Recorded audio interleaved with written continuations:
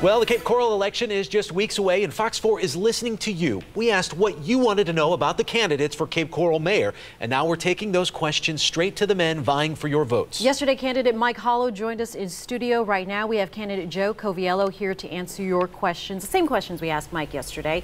Thanks for joining us, Mr. Thank Coviello. you for having me. Appreciate you coming in. One question keeps on popping up from our viewers about professional background. Craig Owings and James Shepard ask, in part, what is your current employment and have you ever been fired? Just establishing credentials. You know, I've built a 40-year successful business career. About half of that time was spent with as a regional vice president for Macmillan Publishing and Grolier Incorporated in the educational field. When I came to Florida 17 years ago, I became a business consultant, and I specialize in providing business services in the area of employee benefits, payroll processing, workers' comp insurance, and human resource assistance, things that a large employer like the city of Cape Coral needs.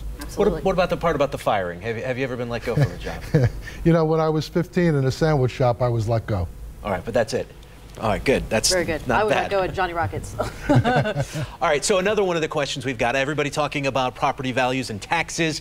Denise wants to know, do you support tiny houses, yes or no? You know, tiny homes poses a little bit of a tax revenue issue for the city because taxable values have a homestead exemption right now of $50,000.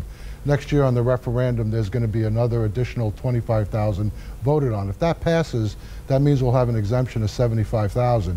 If you put a tiny home on a piece of property that doesn't have a value of more than $75,000, then you're going to have them utilizing city services with no taxable value on the property. So I would have to say, unless there's some other solution, that at this point I would not support tiny homes. Obviously, a lot of people are concerned about property value. You want to know what your plans are for Cape Coral's golf course down to the southwest. You know, when you review our master parks plan, one of the things in that plan shows that we have a deficiency of about 2,500 acres of parks and recreation space.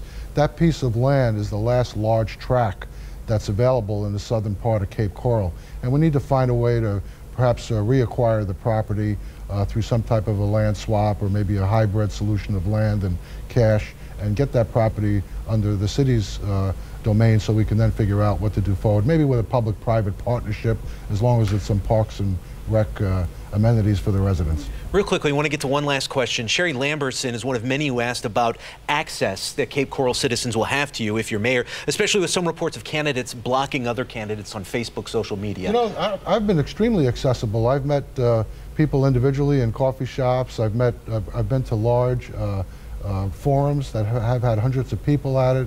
We've fielded phone calls. We've done a lot of things to be accessible, and I will continue to do that, you know, upon entering City Hall. All right, Joe Coviello, thank you for coming in. Appreciate your time. Good luck in November. Thank you. All right, let's throw it over to Danny.